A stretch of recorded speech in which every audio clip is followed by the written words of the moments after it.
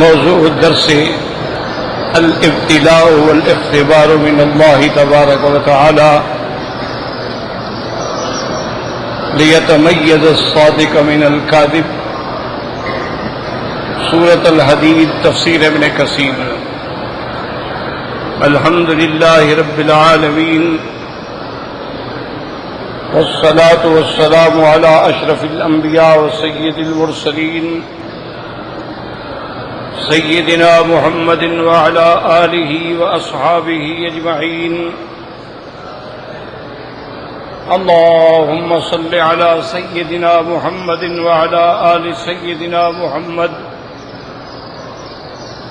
كما صليت على إبراهيم وعلى آل إبراهيم في العالمين إنك حميد مجيد. أعوذ بالله من الشيطان الرجيم. بسم الله الرحمن الرحيم. ما أصاب من مصيبة في الأرض ولا في أنفسكم إلا في كتاب من قبل أن نبرأها إن ذلك على الله يسير. لكي لا تأسوا على ما فاتكم ولا تفرحوا بما آتاكم والله لا يحب كل مختال فخور. الذين يبخلون ويأمرون الناس بالبخل ومن يتول فإن الله هو الغني الحميد. قال المؤلف والمفسر رحمه الله تعالى: أدام النفع بعلومه وعلومكم في الدارين آمين، إلى أن قال: يخبر تعالى عن قدره السابق في خلقه قبل أن يبرأ البریۃ. اب مفسر رحمۃ اللہ علیہ ان آیات کی تفسیر فرماتے ہیں کہ اللہ نے اس میں خبر دی ہے کہ ہر چیز اپنی قضاء و قدر سابق میں اللہ مخلوق کے پیدا کرنے سے پہلے لکھ چکے ہیں. فقال ما أصاب من مصیبۃ فی الارض ولا فی انفسکم ای فی الآفاق وفی نفوسکم. جو بھی مصیبتیں آتی ہیں زمین میں یا تمہارے جسم میں، الا فی کتاب من قبل ان نبرأها، من قبل ان نخلق الخلیقۃ ونبرأ النسمہ. اللہ نے ہر چیز جو ہے کتاب میں لکھ رکھی ہے، انسان کے پیدا ہونے سے پہلے، مخلوق کے پیدا ہونے سے پہلے. وقال بعضهم من قبل ان نبرأها عائد علی النفوس. بعض علماء فرماتی ہیں کہ اس ضمیر کا مرجع جو ہے وہ صرف نفوس ہیں. وکیل عائد علی المصیبت، اور بعض کہتے ہیں کہ اس کا مرجع جو ہے وہ مصیبت ہے. والآسن عودہ علی الخلیقۃ والبریۃ لدلالۃ الکلام علیہا. اب مفسر فرماتے ہیں کہ ضمیر کا تعلق جو ہے مخلوق سے اور انسانوں سے ہے، چونکہ کلام اسی پہ دلالت کر رہے ہیں. کما قال ابن جریر حدثني یعقوب حدثنا ابن علیۃ عن منصور بن عبد الرحمن قال كنت جالسا مع الحسن فقال رجل سله عن قوله تعالى. منصور ابن عبد الرحمن فرماتے ہیں کہ میں بیٹھا ہوا تھا حضرت حسن کے ساتھ. فقال رجل، ایک آدمی نے کہا کہ سلہ عن قوله تعالی، اس آیت کے بارے میں پوچھیں کہ ما اصاب من مصیبت فی الارض ولا فی انفسکم الا فی کتاب من قبل ان نبرأها. فسألته عنها، میں نے سوال کیا. فقال سبحان اللہ ومن یشک فی ھذا. آپ نے فرمایا عجیب ہے، کون اس میں شک کرتا ہے؟ اللہ نے سب کو لکھ رکھا ہے. کل مصیبت بین السماء والارض ففی کتاب اللہ من قبل ان یبرأ النسمۃ، آسمانوں اور زمینوں کے درمیان میں جو بھی مصیبتیں آتی ہیں اللہ تبارک و تعالی نے پہلے لکھ دی ہیں۔ وقال قتادہ ما اصاب من مصیبت فی الارض، ان نے فرمایا حضرت قتادہ نے کہ زمین میں مصیبت کا معنی کیا ہے؟ ہی السنون یعنی الجدب، کہ زمین برباد ہو جائے، قحط پڑ جائے، کوئی چیز پیدا نہ ہو۔ ولا فی انفسکم، اور انسان کے نفس میں جو مصیبت ہے اس سے کیا مراد ہے؟ فرمایا الاوجاع والامراض، مختلف قسم کے درد پیدا ہو گئے، بیماریاں پیدا ہو گئیں۔ قال وبلغنا انه ليس احد يصيبه قدس عود ولا نكبة قدم ولا خلجان ارك الا بذنب وما يعفو الله عنه اکثر۔ فرماتی ہیں کہ ہمیں یہ بات بھی پہنچی ہے کہ بندے کو کوئی پاؤں میں لکڑی بھی نہیں چبھتی ہے اور پاؤں میں کوئی موچ بھی نہیں آتی ہے اور آدمی کی رگ بھی نہیں تڑپتی ہے، مگر گناہ کی وجہ سے یہ تکلیف آتی ہے۔ اور اصل بات یہ ہے کہ اللہ تبارک و تعالی ہمارے بہت گناہ معاف فرما دیتے ہیں۔ اگر ہمیں ہر گناہ پہ پکڑ لیں تو کوئی زمین پہ چلتا پھرتا بھی نظر نہ آئے۔ وَلَوْ يُؤَاخِذُ اللَّهُ النَّاسَ بِمَا كَسَبُوا مَا تَرَكَ عَلَىٰ ظَهْرِهَا مِن دَابَّةٍ، اگر اللہ تبارک و تعالی اپنی مخلوق کو ان کے اعمال پہ پکڑنا شروع کر دے تو زمین پہ کوئی زندہ بھی نہیں رہے گا۔ وَهَٰذِهِ الْآيَةُ الْكَرِيمَةُ الْعَظِيمَةُ، اس آیت میں ادل دلیل، سب سے بڑی دلیل ہے علی القدریت، قدریہ فرقے کے خلاف، نفاة العلم السابق، کیونکہ فرقہ قدریہ کا عقیدہ یہ ہے کہ اللہ علم رکھتے ہیں لیکن چیزوں کے پیدا ہونے کے بعد، پیدا ہونے سے پہلے علم نہیں۔ تو اس آیت میں ان پر رد ہے کہ اللہ کو ہر چیز کا علم ہے، قبل الوقوع بھی اور بعد الوقوع بھی۔ قبحهم اللہ وقال الامام احمد حدثنا ابو عبد الرحمن حدثنا حیوة وابن لہیة قال اخبرنا ابو ہانی الخولانی انه سمع ابا عبد الرحمن الحبلی یقول سمعت عبد الله بن عمرو بن العاص يقول سمعت رسول الله صلى الله عليه وسلم يقول قدر الله المقادير قبل أن يخلق السماوات والأرض ب50,000 سنة۔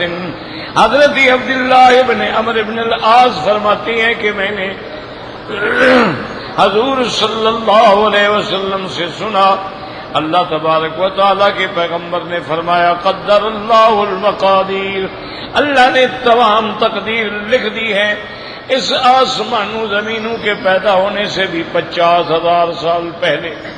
ورواه مسلم فی صحیح من حدیث عبداللہ ابن وہب وحیوة بن شریح ونافع ابن زید ثلاثة والنبیان به وزاد ابن وهب وكان عرشه على الماء، اور اللہ تبارک و تعالیٰ کا عرش جو ہے وہ پانی پہ تھا۔ ورواه الترمذی وقال حسن صحیح وقوله تبارک و تعالیٰ ان ذلك على الله يسير، اي ان علمه تعالى الاشياء قبل كونها وكتابته لها طبق ما يوجد في حينها سهل على الله عز وجل لأنه يعلم ما كان وما يكون وما لم يكن لو كان كيف كان يكون۔ اب مفسر رحمۃ اللہ علیہ فرماتے ہیں کہ اللہ تبارک و تعالیٰ کو ان چیزوں کا علم ان کے ہونے سے پہلے اور اس کا لکھ دینا، پھر اسی کے مطابق اس وقت میں پیش آنا، یہ سب اللہ کے لیے آسان ہے کیونکہ اللہ تبارک و تعالی عالم ہے۔ ما کان وما یکون، جو گزر گیا، جو ہوگا اور جو قیامت تک ہوگا، کیسے ہوگا، سب اللہ کے علم میں ہے۔ وقوله تبارک و تعالی لکی لا تعصوا علی ما فاتکم ولا تفرحوا بما آتاکم ای علمناکم بتقدم علمنا وسبق کتابتنا، اللہ فرماتے ہیں ہم نے تم کو بتلا دیا، خبر دے دی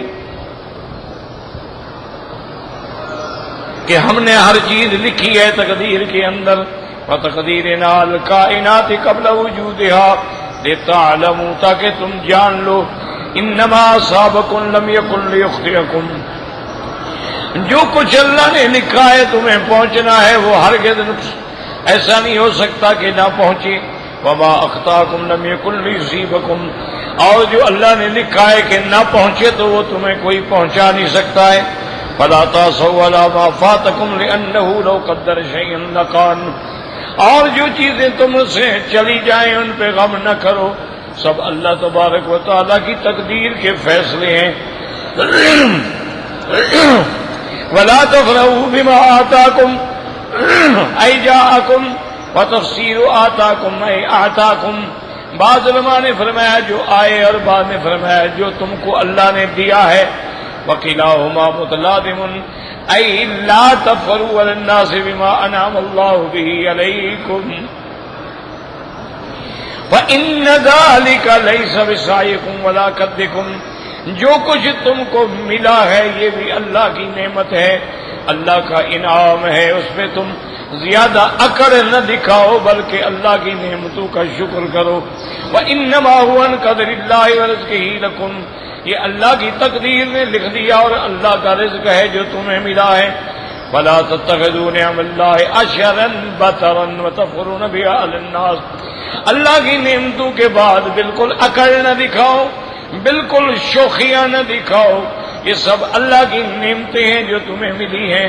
واللہ لا يحب كل مختال فخور، اے مختال فی نفسه متکبر فخور علی غیرہ، مختال کا معنی اپنے اندر بھی تکبر ہے اور لوگوں پر بھی بڑائی ظاہر کر، اللہ کو ایسے لوگ پسند نہیں ہیں۔ وقال اکرم لیس احد الا وهو يفرح ويحزن ولكن اجعل الفرح شکرا والحزن صبرا، حضرت اکرمہ فرماتی ہیں دنیا میں کوئی بندہ ایسا نہیں ہوتا کہ خوش بھی ہوتا ہے غم بھی ہوتا ہے، لیکن جب خوشی کا موقع ہو تو اللہ کا شکر کرو اور اگر غم کا موقع ہو تو صبر کرو۔ ثم قال تعالی الذين يبخلون الناس ويأمرون الناس بالبخل أي يفعلون المنكر ويحضون الناس عليه ومن يتولى عن أمر الله وطاعته فإن الله هو الغني الحميد۔ اب اللہ نے فرمایا کہ جو لوگ بخل کرتے ہیں اور لوگوں کو بھی منع کرتے ہیں اور لوگوں کو بھی بخل پہ ابھارتے ہیں، لا حول ولا قوت الا باللہ۔ وَمَن يَتَوَلَّ عَنْ أَمْرِ اللَّهِ وَطَاعَتِهِ، جو اللہ کے حکم سے اور طاعت سے انکار کرے، فَإِنَّ اللَّهَ هُوَ الْغَنِيُّ الْحَمِيدُ، اللہ غنی ہے، بے پرواہ ہے، ان کو کوئی نقصان نہیں۔ كما قال موسیٰ علیہ السلام، جیسے کہ حضرت موسیٰ علیہ السلام نے فرمایا ان تکفروا انتم ومن فی الارض جميعا، تم بھی اور ساری دنیا بھی اگر کافر ہو جائے، اللہ غنی ہے، اللہ کو کسی کا کوئی نقصان نہیں۔ اگر ساری دنیا مسلمان ہو جائے تو اللہ کو فائدہ کوئی نہیں، اور ساری دنیا اگر کافر ہو جائے تو اللہ کو نقصان کوئی نہیں۔ ایک اصولی بات یاد رکھیں، اسلام کا فائدہ تمہیں ہے، کفر کا نقصان بھی تمہیں ہے۔ اللہ تو غنی ہے، وہ تو احد ہے، صمد ہے، لم یلد ہیں ولم یولد ہیں، اور وہ تو ہر بات پہ قادر ہیں، جب چاہے تمہیں بدل ڈالے۔ یستبدل قوما غیرکم ثم لا یکونوا امثالکم، پھر تمہارا کوئی نشان بھی نہیں ملے گا۔ اب اللہ فرماتے ہیں لقد ارسلنا رسلنا بالبینات وَأَنزَلْنَا مَعَهُمُ الْكِتَابَ وَالْمِيزَانَ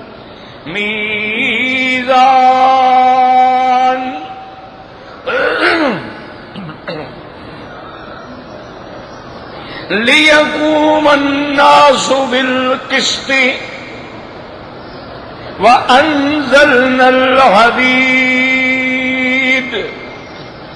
فِيهِ بَأْسٌ شَدِيدٌ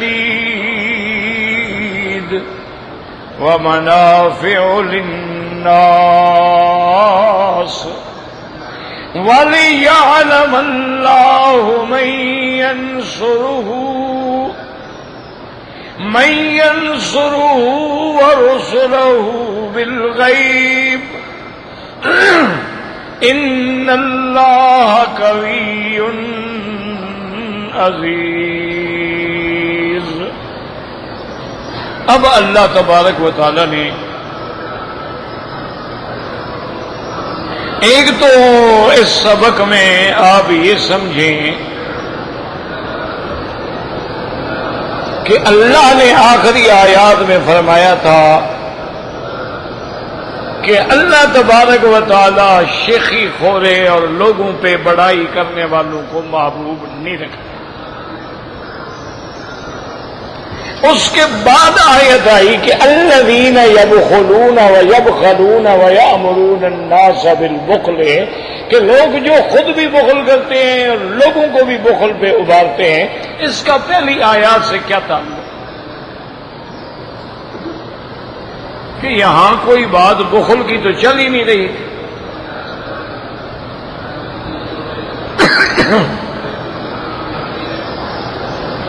کہ بھئی سابقہ جو آیت کا سیاق اور سباق ہے وہ یہ ہے کہ کوئی مصیبت زمین میں یا انسانوں میں نہیں آتی ہے مگر اللہ ہمارے پیدا کرنے سے بھی پہلے لکھ چکا۔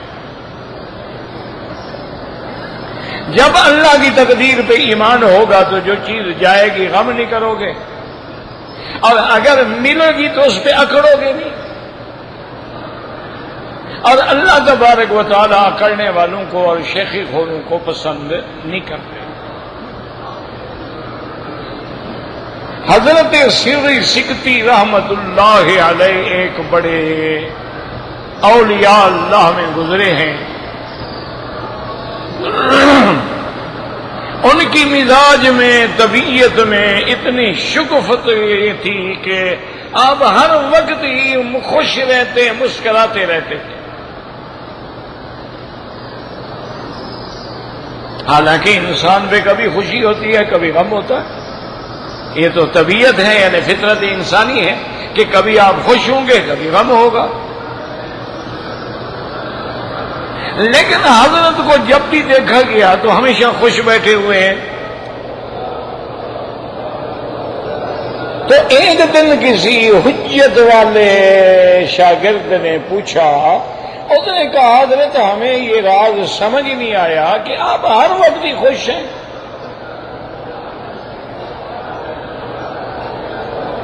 تو انہوں نے ایک عجیب بات کی۔ اصل مصیبت یہی ہوتی ہے کہ اللہ والوں کی باتیں سمجھنے کے لیے بھی اللہ والوں کی صحبت کی ضرورت ہوتی ہے۔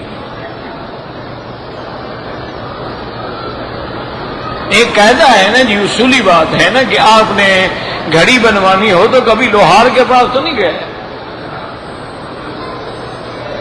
آپ نے کپڑا سلوانا ہو تو کبھی درخان کے پاس تو نہیں لے گئے کہ ذرا کپڑا سلائی کر دو۔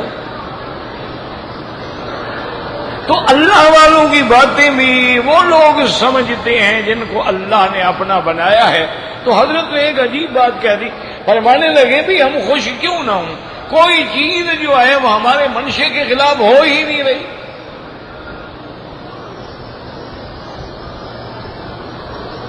اب بظاہر تو بڑی عجیب سی بات ہے نا، قرآن کے بھی خلاف ہے۔ ہمارا منشا کیا مطلب؟ وما تشاءون الا ان یشاء اللہ، تمہارا چاہنا کیا ہے؟ وہی ہوگا جو اللہ چاہتا ہے۔ لیکن حضرت کا یہ کہہ دینا جو ہے، اس لیے بہت سارے لوگوں کو اسی لیے علماء وصیت کرتے ہیں کہ اگر کسی علم کا آپ کو پورا ادراک اور شعور نہیں ہے تو اس کتاب کا کبھی مطالعہ بھی نہ کریں۔ میرے اپنے ساتھ واقعہ ہوا، میں ایک دن پڑھ رہا تھا کتاب،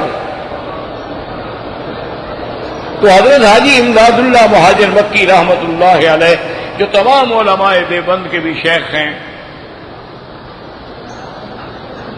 انہوں نے ایک جگہ لکھا تھا کہ معرفت باری تعالی برآ شخص حرام است کہ خود را از کافر فرہنگ بہتر داند، کہ اللہ کی معرفت اس بندے پہ حرام ہو جاتی ہے جو اپنے آپ کو کافروں سے اچھا سمجھتا ہو۔ اب میں نے پڑھا، میں طالب العلم آدمی، میرا تو دماغ کھول گیا، عجیب بات ہے، یعنی ہم اپنے آپ کو کافروں سے بھی اچھا نہ سمجھیں، کیا بات ہے؟ اللہ نے ہمیں مسلمان بنایا ہے، وَمَنْ أَحْسَنُ قَوْلًا مِمَّنْ دَعَا إِلَى اللَّهِ وَعَمِلَ صَالِحًا وَقَالَ إِنَّنِي مِنَ الْمُسْلِمِينَ۔ پیغمبروں نے کہا انا اول المسلمین، اور یہ عجیب بزرگ ہیں کہتے ہیں اپنے آپ کو کافر سے بھی بہتر نہ سمجھو۔ میں نے حضرت والد صاحب رحمت اللہ علیہ زندہ تھے، اور میں نے جناب جا کے بڑا عجیب انداز میں، عجیب مزاج میں نے حضرت یہ کیا ہے، یہ آپ کے پیر ہیں جنہوں نے کیا لکھا ہے؟ والد صاحب کی تو ان سے بیعت نہیں تھی، مانے یہ تھا کہ جن علماء سے آپ نے پڑھا ہے وہ بھی ان کے مرید ہیں، کیونکہ والد صاحب رحمۃ اللہ علیہ نے حضرت شیخ الہند سے اور حضرت مولانا خلیل احمد سہارنپوری سے، حضرت مولانا یحییٰ رحمۃ اللہ علیہ سے، مفتی کفایت اللہ رحمۃ اللہ علیہ سے، ان لوگوں سے پڑھا، وہ سارے ان کے مرید تھے۔ تو اس لیے میں نے کہا جی اچھے آپ کے پیر صاحب ہیں، کیا لکھ دیا ہے انہوں نے؟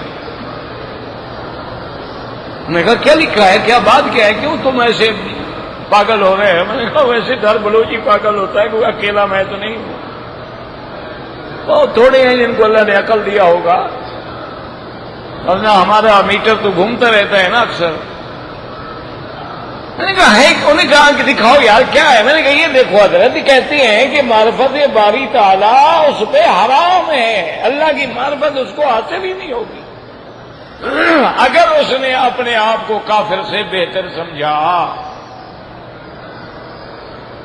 تو پہلے تو کتاب لے کے بند کر دی، مجھے کہا کہ پہلے یہ بتاؤ تمہیں کس نے کہا تھا کہ یہ کتابیں پڑھو؟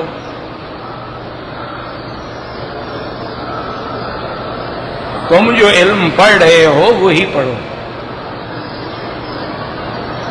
تمہیں جب اس علم سے واسطہ ہی نہیں ہے، اب ایک آدمی میرے جیسا ہو اور ریاضیات کی کتاب بیٹھ کے ریاضی کے حساب حل کرنا شروع کرے تو بے وقوفی والی بات ہے نا۔ اچھا میں نے کبھی فلکیات پہ علم نہیں پڑھا ہے، تو اب میں جناب فلکیات پہ بحث کرنی شروع کر دوں تو بے وقوفی والی بات ہے۔ میں نے طبقات الارض پہ کبھی کتابیں نہیں پڑھی ہیں، اور میں جناب اب زمین کے طبقات پہ بحث شروع کر دوں تو بے وقوف نے کہا بے وقوف تمہیں کس نے کہا کہ کتابیں پڑھو؟ یہ تصوف والے لوگ ہیں، صوفی حضرات ہیں، اور شریعت کا حکم ہے کہ کلام صوفیہ در شریعت حجت نیست۔ تمام علماء نے فیصلہ دیا ہے کہ شریعت کے معاملے میں صوفیہ کی قول جو ہے وہ حجت نہیں ہوتا۔ اور عاشق لوگ ہوتے ہیں، اور عاشقوں سے تو پھر ایسی باتیں ہوتی رہتی ہیں نا۔ اس لیے انہوں نے کہا کہ خدا کے لیے، اب آپ دیکھیں گے کہ شیخ الاسلام ابن تیمیہ رحمہ اللہ نے اپنے کتابوں میں تصوف پہ جو علمی اور تحقیق کا بحث فرمائی ہے، وہ کوئی سمجھنے کے لیے بھی تو پہلے عالم چاہیے نا۔ باقی انہوں نے کہا بات سنو، ہمارے پیر نے ٹھیک لکھا ہے، تمہارا دماغ خراب ہے۔ انہوں نے کہا ٹھیک ہے جی۔ میں نے کہا جی کیسے؟ انہوں نے فرمایا اچھا مجھے یہ بتاؤ، میں تمہیں وہ بات کرتا ہوں جو تیرے عقل میں بھی آئے، کھوپڑی میں آئے، جاہل آدمی آج کے تم حاجی صاحب پہ اعتراض کرنا شروع کر دیتے ہو۔ انہوں نے کہا بے وقوف مجھے یہ بتاؤ، اللہ اس بات پہ قادر ہے کہ کسی کافر کو مسلمان کر دے؟ اس کو قدرت ہے؟ انہوں نے کہا جی بالکل اللہ قادر ہے۔ یضل من یشاء ویہدی من یشاء، جس کو چاہے ہدایت دے، جس کو چاہے گمراہ۔ انہوں نے کہا اللہ اس پہ بھی قادر ہے کہ مسلمان کو مرتد کر دے، قادیانی بنا دے۔ انہوں نے کہا، میں نے کہا جی بالکل اس بات پہ بھی قادر ہے۔ انہوں نے کہا انہوں نے یہی لکھا ہے کہ بیٹا کسی کافر کو دیکھ کے اکڑنا نہیں، ورنہ ہو سکتا ہے اللہ اس کو مسلمان کر دے اور تجھے کافر کر کے مار دے، تمہیں اس کی معرفت حاصل نہیں ہو۔ انہوں نے کہا بھائی بے وقوف آدمی، انہوں نے کیا غلط لکھا؟ انہوں نے یہ لکھا ہے کہ اپنے آپ کو بہتر نہ سمجھو، اپنے آپ کو خراب سمجھو، ساری دنیا کو اپنے سے بہتر سمجھو، اپنے آپ کو سب سے کم تر سمجھو، تب اللہ تبارک و تعالیٰ کی رحمت کے دروازے کھلیں گے۔ اگر کبھی اسی لیے انہوں نے کہا اچھا مجھے بتاؤ ایک حدیث ہے محمد مصطفیٰ کی۔ میں نے کہا جی فرمائے کون سی؟ فرمایا حضور نے فرمایا کسی گناہ گار کو گناہ میں مبتلا دیکھ کر نفرت کی نظر نہ ڈالو، اللہ تمہیں اسی گناہ میں مبتلا کر دے گا۔ چھوڑو جی شرابی ہے، اللہ تمہیں شرابی بنا دے گا۔ کہنے لگے حدیث ہے؟ میں نے کہا جی ہے۔ انہوں نے کہا پھر استاد میرے شیخ نے کیا غلط لکھا ہے؟ تم اگر نہ سمجھ سکو تو ہمارے استاد یا شیخ کی غلطی ہے۔ انہوں نے کہا یہ تو حدیث ہے نا، حضور کی حدیث ہے نا کہ اگر کوئی گناہوں میں مبتلا ہے، نشہ ہے بیچارہ پڑا ہوا ہے، وہ غریب کسی پل کے نیچے پڑا ہے، فٹ پاتھ پہ پڑا ہے، ہاتھ لٹکے ہوئے ہیں، بال کھلے ہوئے ہیں، دیکھ کے نفرت کرے، چھوڑو یار کیا بری حالت ہے۔ فرمایا نفرت نہ کرو، اللہ اسی میں تمہیں مبتلا کر دے۔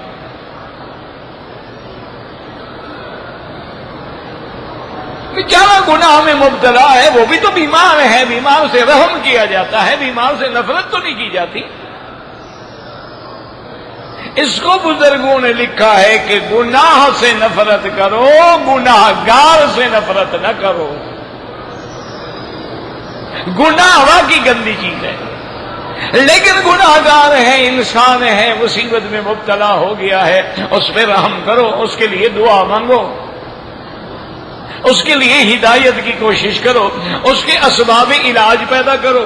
اگر اللہ نے تمہیں توفیق دی ہے تو اس کو کسی جگہ جا کے داخل کرواؤ،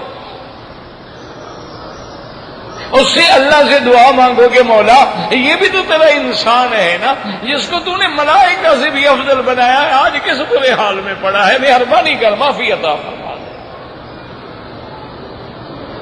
ورنہ یہ بھی تو انسان ہے۔ انہوں نے فرمایا اب جناب بتاؤ کہ میرے شیخ نے غلط لکھا ہے یا جناب کا عقل ہی فارغ ہے؟ میں نے کہا جی میری غلطی ہے۔ تو انہوں نے فرمایا کہ کوئی چیز میرے منشے کے بغیر ہی نہیں ہوتی۔ اب میرے جیسا جو 4 کتابیں پڑھا ہوا ملا ہے وہ تو چیخ پڑے گا نا، دیکھو دیکھا نا جی پیر ایسی باتیں کرتے ہیں الٹی سیدھی۔ لیکن ایک شاگرد نے حیران ہو کے پوچھا، اس نے کہا حضرت آپ کیا کہہ رہے ہیں؟ اللہ کی مشیت کے خلاف تو کچھ ہو نہیں سکتا۔ اور نے کہا بے وقوف، جب ہم نے اپنے آپ کو فنا کر دیا ہے کہ جو تیری رضا ہم راضی ہیں، پھر ہم کیوں خوش نہ رہیں؟ اس کی رضا کو ہم نے اپنی رضا بنا لیا ہے کہ جو تو رضا رضینا باللہ ربا وبالاسلام دینا۔ اسی لیے جب حضرت عمر پہ حضور ناراض ہونے لگے، حضرت عمر تورات دیکھ رہے تھے اور حضور صلی اللہ علیہ وسلم کا چہرے مبارک پہ غصے کے آثار آئے، سیدنا ابو بکر حضور کے چہرے مبارک کو دیکھ رہے تھے، تو حضرت ابو بکر نے فرمایا ثقلت کا امک یا عمر، عمر کاش تمہاری ماں نے تمہیں جنا نہ ہوتا۔ دیکھتے نہیں ہو حضور کا چہرہ مبارک متغیر ہو رہا ہے۔ اب یہ فرق تو عاشقوں کو پتہ لگتا ہے نا، آپ کو ہمیں تو نہیں لگتا نا۔ اس لیے علماء نے لکھا ہے نا کہ عمر اور ابو بکر میں یہی تو فرق تھا۔ بات سمجھو، انہوں نے لکھا یہی تو فرق تھا، عمر کی نظر تورات پہ تھی، ابو بکر کی نظر چہرہ محمد مصطفیٰ پہ۔ اللہ اکبر اللہ اکبر اللہ اکبر. دعا کریں اللہ ہمیں بھی سرکار دو عالم کی محبت دل سے دعا کریں. آپ مسافر ہیں، اللہ کے مہمان ہیں، اللہ کے دروازے پہ آئے ہیں. دعا کریں اللہ ہمیں حضور کی محبت نصیب فرما. یا اللہ ہمیں بھی کوئی کروڑواں حصہ حضور کی محبت کا عطا. حضور کی محبت ہی ہماری زندگی بن جائے، اسی میں زندہ رہیں اور اسی پہ موت آئے. مولا ہم گندے تو ضرور ہیں لیکن تیرے بندے تو ہیں. ہمیں اعتراف ہے کہ ہم گندے ہیں، لیکن بیٹا بچہ، بزرگوں نے لکھا ہے کہ بچہ جو ہے دیکھو پخانہ کر دیتا ہے، پیشاب کر دیتا ہے، گندگی میں لتڑا ہوا ہے، ماں نے تو کبھی نہیں دھتکارا نا. اسی حالت میں اٹھاتی ہے، نہلاتی ہے، دھلاتی ہے، نئے کپڑے پہلاتی ہے، وہ پھر پیشاب کر دیتا ہے. ماں کبھی ناراض نہیں ہوتی ہے. اور تو ارحم الراحمین ہے. ماں کی محبت کیا چیز ہے؟ تو ہم بھی تو لتڑے ہوئے ہیں نا، ہم بھی تو گندے ہو گئے ہیں نا. لیکن تیرے بندے ہیں، تیری مخلوق ہیں اور تیرے نبی کی امت ہیں، اور ہمارا ایمان ہے کہ آپ ارحم الراحمین ہیں اور ہمیں ہدایت سنانے والا رحمت للعالمین ہے. تو پھر ہمیں محروم نہ فرما دینا. دعا کیا کرو، کوئی گھڑی ہوتی ہے یاد رکھو. اسی لیے حضرت مالک ابن دینار فرماتے ہیں کہ جو دعا میری منظور ہوتی ہے اس کا بھی مجھے پتہ لگ جاتا ہے، اور جو منظور نہیں ہوتی اس کا بھی مجھے پتہ لگ جاتا ہے. شاگردوں نے پوچھا کہ حضرت کیسے؟ فرمایا جب دعا مانگتے ہوئے میرے آنسو بہنے شروع ہو جائیں، دل نرم ہو جائے، بال اللہ کے خوف سے کھڑے ہو جائیں، دعا مانگنے میں لذت آئے کہ اور مانگو اور مانگو، میں سمجھ جاتا ہوں رحمت آ گئی، یہ دعا منظور ہو گئی. اور اگر میں دعا مانگ رہا ہوں اور رسمی لفظ ہے ربنا آتنا فی الدنیا حسنۃ فی الآخرہ حسنۃ، پتہ کچھ نہیں میں کیا کہہ رہا ہوں، تو میں سمجھ لیتا ہوں یہ دعا قبول نہیں ہوئی.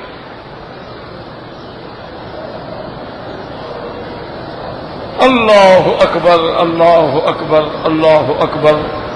تو اس لیے علماء نے نکتہ نکالا ہے کہ عشق ابو بکر دیکھو نا، کہ سیدنا عمر کی نظر جو ہے وہ تورات پہ ہے، لیکن ابو بکر کی نظر جو ہے وہ چہرہ محمد مصطفیٰ پہ ہے صلی اللہ علیہ وآلہ آلہ وسلم. اس لیے حضرت ابو بکر نے ڈانٹ دیا، فرمایا ثقلت کا امک یا عمر. حضرت عمر نے دیکھا کہ واقعی حضور تو ناراض ہیں، آپ کا چہرہ مبارک تو غصے سے سرخ ہو رہا ہے، لیکن وہ بھی رازدان نبوت تھا نا. اس نے اور کوئی بات نہیں کی، حضور معاف کرتے ہیں میری غلطی ہو گئی. نہیں، رضیت باللہ ربا وبالاسلام دینا، بس رضیت باللہ ربا وبالاسلام دینا وبمحمد نبیا. انہوں نے کہا حضور ہم نے اللہ کو رب مانا ہے، اسلام کو دین مانا ہے، آپ کو نبی مانا ہے، تو اگر کسی دوسرے نبی کی کتاب پڑھ رہے ہیں تو اس میں ڈر کی کیا بات ہے؟ حضور نے فرمایا عمر تمہیں پتہ نہیں ہے، لو کان موسیٰ حیا لما وسعہ الا اتباعی. آج اگر موسیٰ زندہ ہوتے وہ بھی قرآن پڑھتے، اپنی کتاب نہ پڑھتے.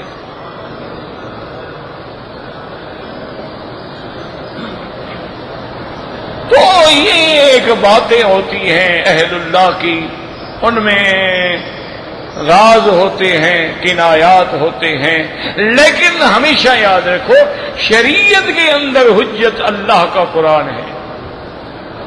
شریعت کے اندر حجت جو ہے فرمان محمد مصطفیٰ ہے. شریعت کے اندر حجت جو ہے وہ اجماع صحابہ ہے. شریعت کے اندر حجت جو ہے وہ قیاس ہے. ان چار چیزوں کے باہر نکلیں گے تو پھر ہلاکت و بربادی ہے. باقی اولیاء اللہ ہیں، برحق ہیں، ان کی کرامات بھی برحق ہیں، ان کی ولایات بھی برحق ہیں، ان کے مدارج بھی برحق ہیں، لیکن ان کا کلام شریعت کے اگر مخالف ہو تو حجت نہیں ہو. تو اب جناب سمجھیں کہ بھئی اس آیت کا اس سے کیا تعلق ہے. الذین یبخلون ویأمرون الناس بالبخل، اللہ نے فرما دیا کہ یہ جو اکڑ رہے ہیں، یہ جو اپنی دولت پہ فخر کر رہے ہیں، یہ جو دوسروں کو حقیر سمجھ رہے ہیں، اصل بیماری ہی بخل ہے. اگر بخیل نہ ہوتے، دوسروں کے لیے صدقہ و خیرات کرتے رہتے تو اکڑتے کیوں؟ تو اصل بیماری ہی بخل ہے کہ جب آدمی بخیل ہوگا اس کے اندر یہ ساری برائیاں پیدا ہوں گی. پہلے خود بخیل ہوگا، پھر لوگوں کو بھی روکے گا. میاں کیا کر رہے ہو؟ پہلے تھوڑی مسجد بنا رہا ہے بے وقوف آدمی. اور یار پہلے تھوڑے مدرسے ہیں، ایک اور مدرسہ بنا رہے ہیں. اور یار پہلے تم نے بہت کو چھوڑو یار ان باتوں کو. یہ اپنے پاس سے دولت کو محفوظ رکھو، کل تمہاری آل ہے، اولاد ہے، نسل ہے، حفاظت کرو. خود بھی بخل کرتے ہیں اور لوگوں کو بھی منع کرتے ہیں. اور آخر میں اللہ نے فرما دیا کہ اے مغرورو، غرور کرنے والوں، تمہارے غرور مٹ جائیں گے اگر تم میرے احکام سے اعراض کرو کہ میرا تو کوئی نقصان نہیں ہوگا، تم برباد ہو جاؤ گے. فإن اللہ هو الغنی الحمید.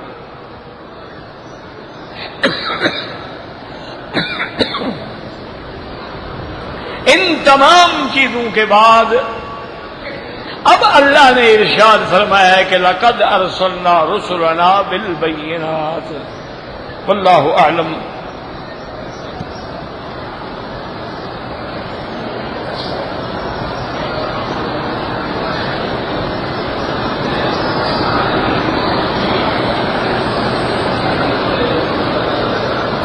کہتے جی کہ جنازے کی نماز میں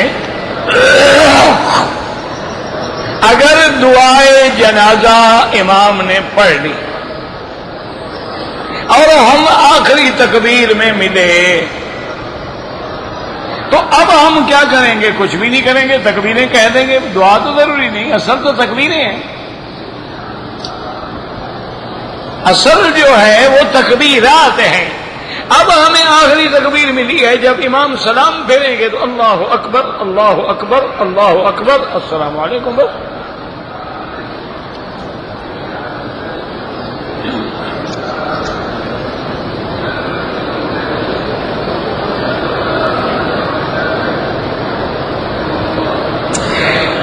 کہتے ہیں جی کہ میں نے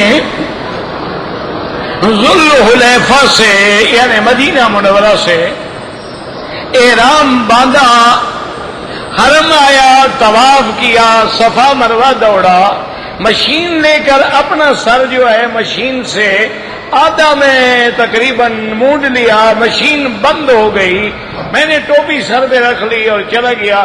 حجام سے جا کے پھر بال کٹائے، کوئی بات نہیں، آدھا سر تو تم کاٹ چکے تھے، 1/4 بھی ہو جائے تو احرام کھل گیا.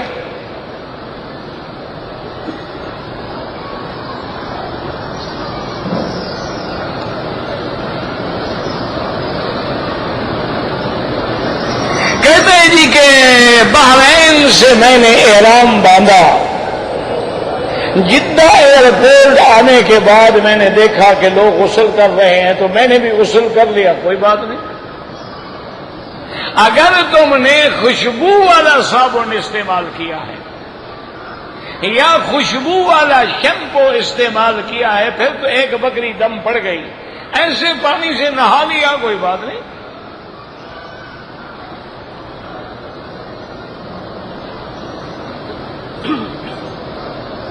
کہتے ہیں جی کہ ایک امام ہے جو سر پہ پگڑی باندھتا ہے لیکن سر میں درمیان کی جگہ جو ہے وہ خالی رہتی ہے، بالکل ناجائز ہے.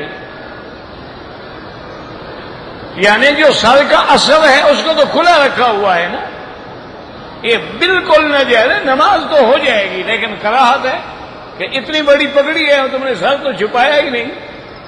اور اسی لیے میرے آقا میرے محبوب دو عالم صلی اللہ علیہ وسلم پہلے ٹوپی مبارک پہن کے پگڑی باندھتے تھے تاکہ کوئی جگہ کھلی نہ رہے. یہ تو شیعہ ایسا کرتے ہیں درمیان میں ہر سے کھلی ہوئی کیونکہ ان کا امام بھی غائب ہے پگڑی بھی غائب ہے. ان کا امام بھی تو غائب ہے نا. غیبوبت کبریٰ کا زمانہ ہے نا. اس لیے ان کا جب امام جمعہ پڑھائے گا نا آپ دیکھیں مصلی خالی ہوگا ادھر کھڑا ہوگا وہ. کیوں؟ مصلی تو امام کے لیے ہے اور امام صاحب غار میں چھپے ہوئے ہیں وہ بھی آ نہیں رہے پتہ نہیں کب آئیں گے. جب سارا عالم فنا ہو جائے گا پھر امام صاحب تشریف لائیں گے.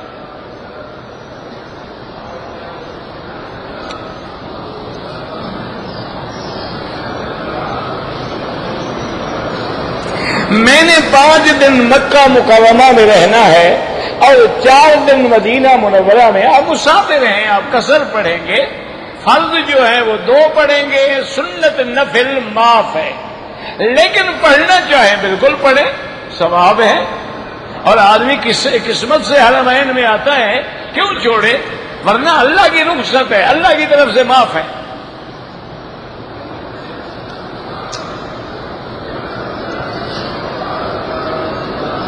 ایک آدمی مدینہ منورہ سے آیا میقات ذوالحلیفہ پر بھی گیا لیکن احرام نہیں باندھا بغیر احرام کے آ گیا. یا تو فوراً واپس جا کے عمرہ کرے. اگر مدینہ منورہ نہیں جا سکتا ہے طائف چلا جائے. وہاں بھی نہیں جا سکتا ہے تو رابق کے قریب اپنا جوفہ ہے 100 کلومیٹر ہے سارا وہاں جا کے احرام باندھ کے عمرہ کر لے ورنہ اس کو ایک بکری دم دینی ہوگی.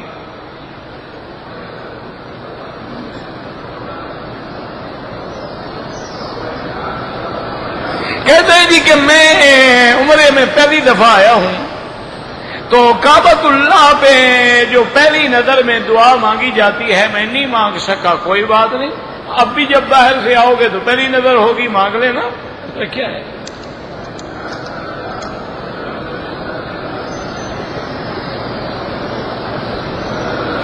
کہتے جی کہ فقہ جو ہے وہ 4 مسلک ہیں تو چاروں میں سے کسی ایک کے مسلک پہ چلنا ضروری ہے. ہاں بالکل ضروری ہے. اس کی وجہ یہ ہے یاد رکھو یہ ہم نہیں کہتے ہیں. اب مثلا آپ سارے صحابہ کے زمانے کا احوال دیکھ لیں کسی جگہ صرف حضرت ابن عباس کا فتویٰ تھا کسی جگہ حضرت زید ابن ثابت کا فتویٰ تھا کوفے میں حضرت عبداللہ ابن مسعود رضی اللہ تعالیٰ عنہ کا فتویٰ تھا تو وہ لوگ پھر اسی صحابی کے فتوے پہ عمل کرتے تھے.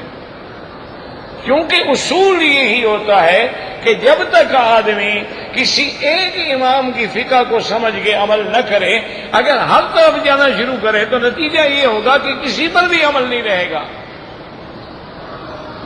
پھر تو تم اپنی خواہش پہ چل رہے ہو نا. جو چیز ادھر سے میٹھی نظر آئی یہ لے لی اور جو ادھر سے کڑوی نظر آئی چھوڑ دی.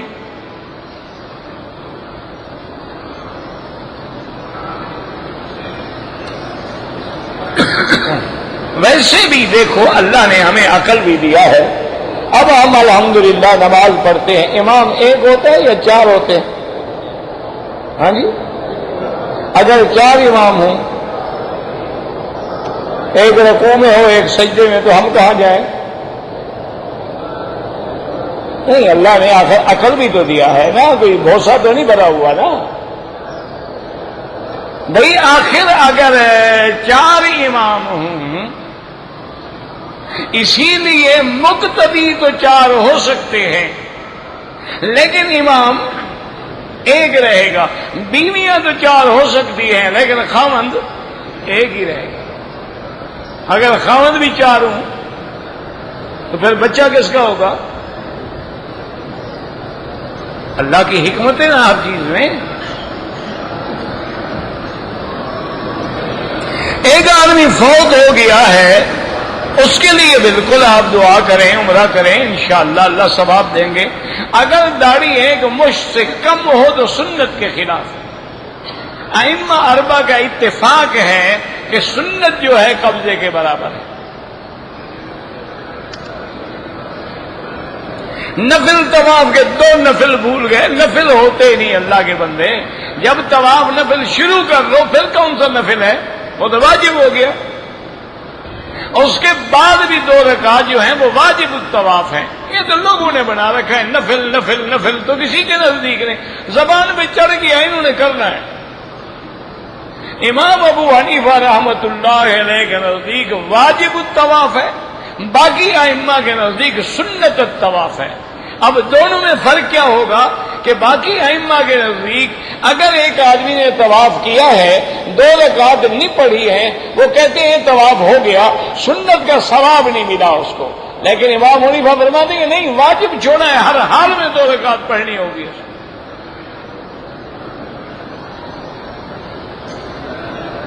طواف کن چیزوں سے فاسد؟ وضو ٹوٹ گیا، طواف فاسد ہو گیا۔ تم نے پورا سینہ کعبے کی طرف پھیر دیا، فاسد ہو گیا۔ پشت کر لی، فاسد ہو گیا۔ یہ تھوڑا ہے طواف کر، اچھا جی کیا حال ہے، خیریت ہے، ٹھیک ہے جی میں آ رہا ہوں، میرے باقی 2 چکر ہے، طواف تو کیا، ابھی امان اللہ ہو گیا۔ طواف ہے، مذاق ہے کوئی؟ مکروہ اوقات میں امام ابو حنیفہ رحمۃ اللہ علیہ کے نزدیک نماز نہ پڑھیں، باقی حضرات حرم میں اجازت دیتے ہیں۔ زمزم سے وضو کرنا جائز ہے، بالکل جائز ہے۔ کہتے تھے کہ اگر میں نے زکوٰۃ دینی ہے تو کسی بریلوی مکتبہ فکر جو ہے اس کو زکوٰۃ دے سکتے، اگر غریب ہے دے سکتے ہو، کیوں نہیں دے سکتے ہو؟ اس دیوبندی بریلوی کا کیا مطلب ہے؟ ہاں، کافر مشرک کو نہ دو۔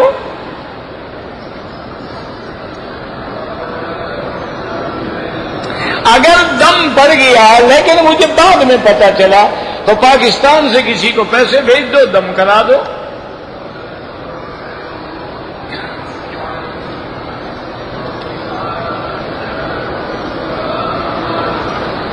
کہتے جی کہ قیامت قریب ہے، اللہ نے تو یہی فرمایا ہے کہ قریب ہے، لیکن قریب کا معنی یہ نہیں ہوتا کہ 2012 میں ہو جائے گی۔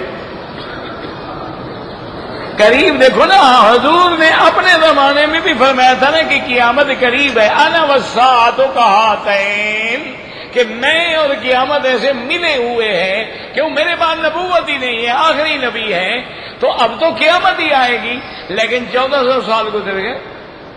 قریب کا معنی یہ نہیں ہوتا، ابھی تو دجال نہیں آیا، ابھی یاجوج باجوج نہیں نکلا، ابھی حضرت عیسیٰ علیہ السلام نہیں اترے۔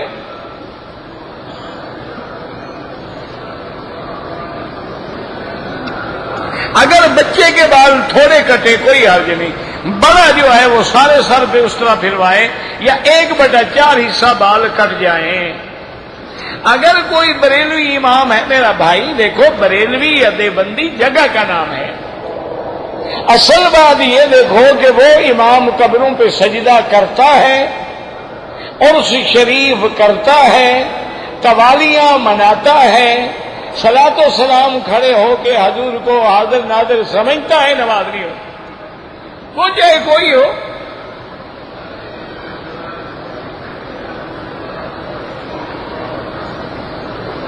کہتے جی کہ کعبہ شریف کے دھاگے توڑ کے لے جاتے ہیں، شکر کرو تمہارے بس میں نہیں، تم کعبہ ہی لے جاؤ۔ ویسے تو خیر ماشاءاللہ مسلمان نے ترقی کی ہے، اس دفعہ جب میلاد بنایا گیا نا، حضور کے روضہ بھی بنایا گیا، کعبہ شریف بھی بنایا گیا ماشاءاللہ۔ پہلے ہم شیعہ کے روضے سے تنگ تھے، اب انہوں نے اور شروع کر دیا۔ ساری دنیا کے روضے اپنی جگہ ہیں، یہ گھر گھر لے آتے ہیں۔ عجیب عقل ہے، کیا منطق ہے، اللہ سے دعا کرو اللہ ہدایت۔ وہ بھی بیچارے محبت میں کر رہے ہیں لیکن پٹری سے اترے ہوئے، اللہ ان کو صراط مستقیم نصیب فرما دے۔ کسی سے کوئی جھگڑا تو نہیں، وہ بھی عشق نبی میں کر رہے ہیں، لیکن میرے محترم اگر یہ دلیل عشق ہوتی تم ابو بکر سے بڑے عاشق نہیں ہو۔ تم حضرت عمر عثمان و علی حسن حسین سے بڑے عاشق نہیں ہو، سب سے پہلے وہ میلاد بناتے اور نانے کا روزہ لے کے ہر جگہ جاتے. یہ تم نے رواج بنا دیا ہے. اور یہ میلاد جو ہے یہ تو اصل میں عیسائیت ہے. اور ہمارے 600 سال حضور کے بعد ایک نجم الدین بادشاہ گزرا ہے، اس کی بدعت ہے.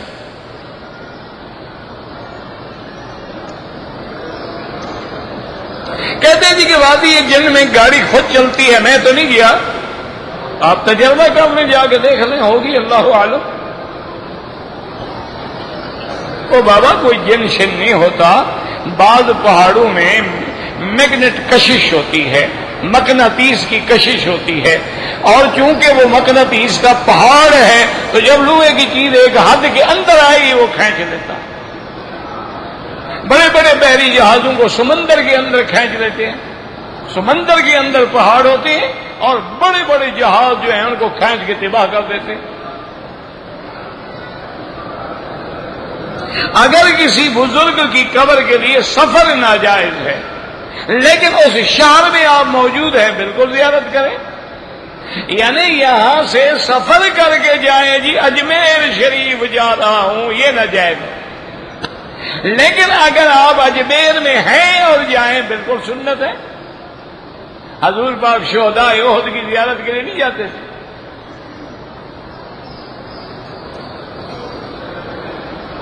میں مسافر ہوں، کبھی پوری نماز پڑھ لے تو بالکل خلاف سنت ہے. مسافر ہو تو ہر حال میں قصر پڑھنی ہوگی.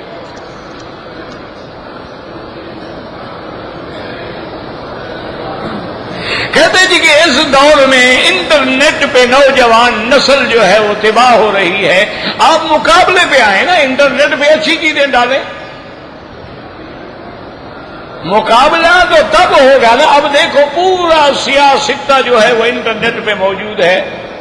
پوری فقہ علی المذاہب الاربعہ جو ہے وہ انٹرنیٹ پہ موجود ہے. پورا علم المیراث جو ہے وہ انٹرنیٹ پہ موجود ہے. بڑے بڑے علماء کی ساری تقریریں انٹرنیٹ پہ موجود ہیں. آپ بھی مقابلہ اس سے کریں گے، ان ہتھیاروں سے مقابلہ کریں گے جو دشمن استعمال کر رہا ہے. آپ کی کوئی ویب سائٹ کہتے ہیں ویب سائٹیں لوگوں نے خود بنائی ہیں. مجھے تو نہ ویب کا پتہ ہے نہ سائٹ کا پتہ ہے، نہ مجھے ہارڈ ویئر کا پتہ ہے نہ سافٹ ویئر کا پتہ ہے. لوگوں نے کھولی ہوئی ہے ویب سائٹ شیخمکی.com کے نام سے، مل جاتی ہے. ہر روز کی تقریر اس پہ آ جاتی ہے.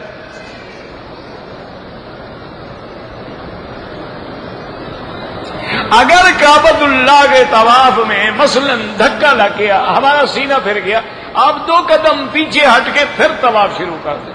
یعنی جہاں ہمارا طواف خراب ہوا ہم ہٹ کے پھر اس کو کنٹینیو کر دیں.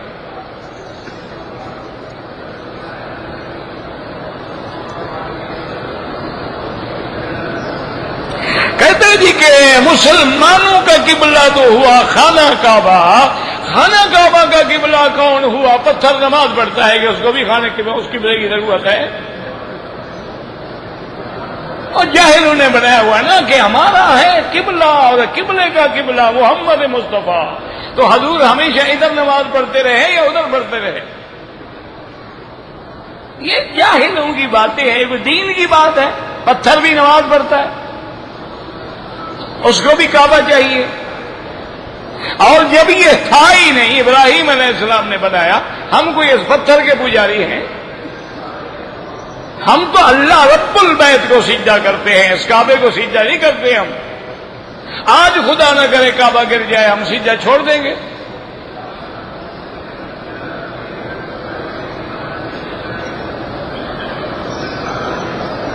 کہتے ہیں جی کہ فتح مکہ کے موقع پر حضرت بلال نے کعبے پہ چڑھ کے اذان دی تھی. رخ کدھر تھا؟ میں کوئی ساتھ کھڑا تھا؟ نہیں، میں حضرت بلال کے ساتھ تھا. یا میرے پاس موبائل ہوتا تو فوٹو کھینچ لیتا تمہارے لیے. اور جاہلو، مؤذن جدھر بھی رخ کرے اذان ہوتی ہے. کوئی ضروری نہیں کہ رخ قبلے کی طرف ہو. اور پھر جب آدمی کعبے کے اوپر ہو جدھر چاہے رخ کرے.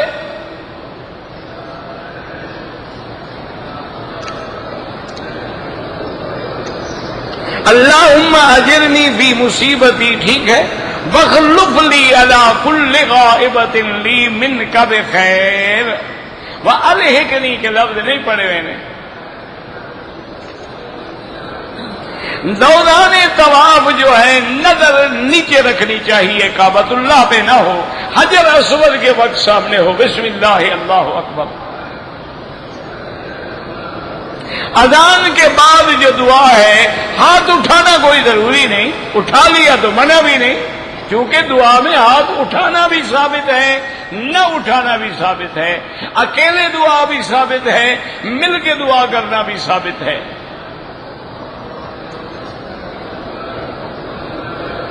جو لوگ اپنی بیٹیوں کو زمین نہیں دیتے ہیں تیاری کر لیں، انشاءاللہ قیامت میں اللہ اتنی زمین اس کے گلے میں ڈالیں گے. جو بوجھ اٹھا سکتا ہے تو ہمت کرے. کہتے ہیں جی کہ سپیکر کی آواز کیوں اونچی نہیں کرتے؟ انہوں نے قسم کھائی ہوئی ہے، کیا کریں؟ ان کی قسم تو میں تو نہیں توڑوا سکتا. میں نے کہا اونچا کر دو، انہوں نے آواز اور کم کر دی. میرا گلا بیٹھ گیا 2 دن سے. انا للہ و انا الیہ راجعون. بس یہ پڑھ لیا کریں اور کوئی حل نہیں. اللہم اجرنی فی مصیبتی.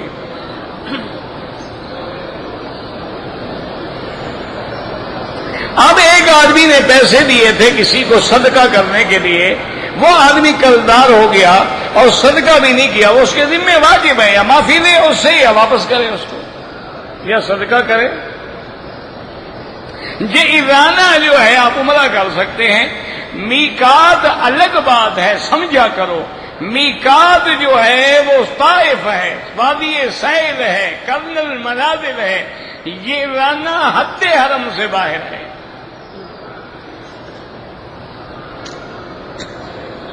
جہاں جو چپل باہر ڈھیر لگا دیتے ہیں ٹھیک ہے، معمولی چیز ہے، لیکن بہتر ہے کہ نہ اٹھاؤ. نمازی کے آگے بالکل نہ گزریں، گزرنا پڑے تو سجدے کی جگہ سے دور ہو کے گزریں. کسی حدیث میں نہیں ہے کہ مارنے والے اور مرنے والے جو ہیں دونوں جہنمی ہیں. وہ تو حضور نے فرمایا کہ اگر 2 مسلمان ایک دوسرے کو مارنا چاہتے ہیں تو وہ کلاہما فی النار، دونوں جہنمی ہیں. تو صحابی نے پوچھا یا رسول اللہ، مارنے والا تو جہنمی ہے لیکن مرنے والا کیوں جہنمی ہے؟ آپ نے فرمایا یہ بھی تو اس کو مارنا چاہتا تھا نا، یہ مار نہیں سکا، اس نے مار لیا. اور نیت کی وجہ سے دونوں جہنم میں چلے گئے. ہمارے جو غریب مر رہے ہیں وہ تو مظلوم ہیں، ان کو تو پتہ ہی نہیں ہے. وہ علامات قیامت ہیں. حضور نے فرمایا کہ میری امت پر ایک وقت ایسا آ جائے گا لا یدری القاتل، قاتل کو بھی پتہ نہیں ہوگا میں قتل کیوں کر رہا ہوں، اور مقتول کو بھی پتہ نہیں ہوگا کہ میں کیوں قتل ہو رہا ہوں، میرا جرم کیا ہے. اب دیکھو نا جی کہ اللہ معاف کرے، ابھی ہم کوئی 2 دن پہلے ایک بزرگ تھے سخی سرور کے نام سے مشہور تھے، وہاں حادثہ ہوا، پتہ نہیں 50 آدمی بیچارے مارے گئے. انا للہ و انا الیہ راجعون. یاد رکھو ہم مولوی غریب لوگ ہوتے ہیں، طالب علم ہوتے ہیں، ہماری تو کوئی حیثیت نہیں.